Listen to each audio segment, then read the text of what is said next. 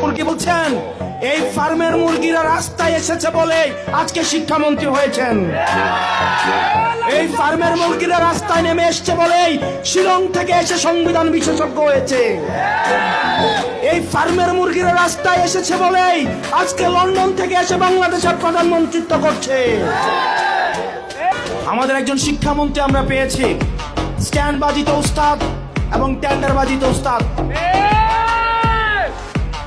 Camera stand বাজি, peer stand. মাননীয় শিক্ষামন্ত্রী সব জায়গায় গিয়ে বলে নকল আর চলবে না। 2026-এর শিক্ষার্থীরা আপনাদেরকে দেখিয়ে দিচ্ছে এই স্ট্যান্ড বাজি আর বাংলাদেশে চলবে না।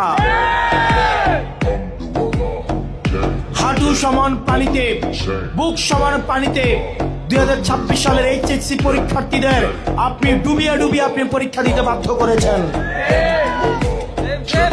এবং একটা পরীক্ষার প্রশ্ন আপনি প্রণয়ন করেছেন।